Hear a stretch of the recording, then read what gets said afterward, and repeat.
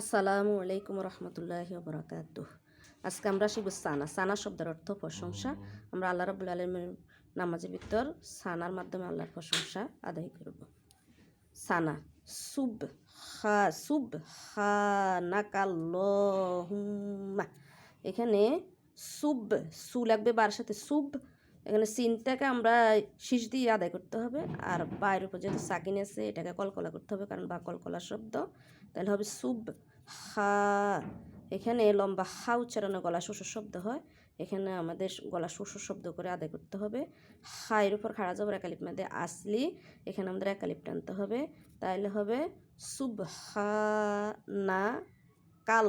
কা লাগবে লামের সাথে কাল, তাহলে সুবহানা কাল ল। এখানে লামে আল্লাহর ডানে জবর, লামে আল্লাহ মোটা, লামের উপর খাড়া জবর একালিপ মাদে আসলি।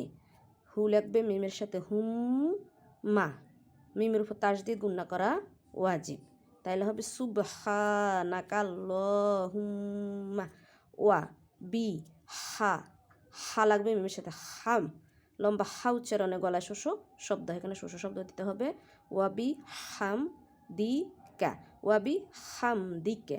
ওয়া তাবা, এখানে বাকে আমাদের একালিপ টানতে হবে, কারণ এখানে জবরমা খালি এলিফ একালিপ মাদে আসলি, এখানে না টানলে অর্থের পরিবর্তন হয়ে যাবে, তাহলে হবে ওয়াতাবা।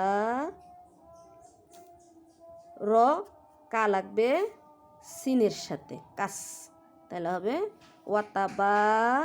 ওয়াতাবা রকাস মুকা, ওয়াতাবা রকাস মুকা। ওয়াতা এখানে আইনকে গলা চিপে আদায় করতে হবে, আইন যেন হলকের মধ্যে হতে গলা চিপে আদায় হয়। জবরমা খালি এলিফ একালিপ টান আসলে এখানে একালিপ টান দিতে হবে, নাহলে অর্থ পরিবর্তন হয়ে যাবে, তাহলে হবে ওয়াতা আলা।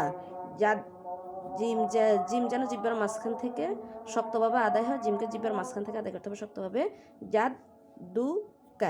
জাদ্দুকা ওয়াতা আলা জাদ্দুকা ওয়ালা, এখানে জবরমা খালি একালিপ টান আসলি, এখানে একালিপ টান দিতে হবে। ওয়ালা ই হামজাকে শক্তভাবে আদায় করতে হবে। ইলাহা, ওয়ালা ইলাহা।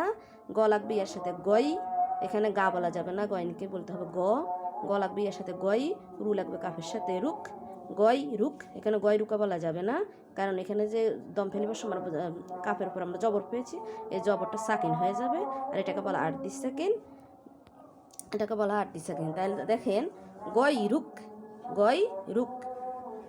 তাইলে আসেন আমরা আবার পড়ি সুবহানাকাল্লাহুম্মা ওয়া বিহামদিকা ওয়া তাবারাকাসমুকা ওয়া তাআলা জাদ্দুকা ওয়া লা ইলাহা গায়রুক। এখানে একটা ওয়াকফ আমরা পাইছি সানার শেষে, এটা হবে গোলসিন ওয়াকফে, তাম দম না ফেলে আর পড়া যাবে না। এবার আসুন আমরা অর্থ পড়ি। সানার অর্থ, হে আল্লাহ, আমরা আপনার প্রশংসার সাথে পবিত্রতা ঘোষণা করছি। আপনার নাম বরকতপূর্ণ, আপনার মহিমা সর্বোচ্চ, আপনি ছাড়া ইবাদতের যোগ্য অন্য কেউ নাই।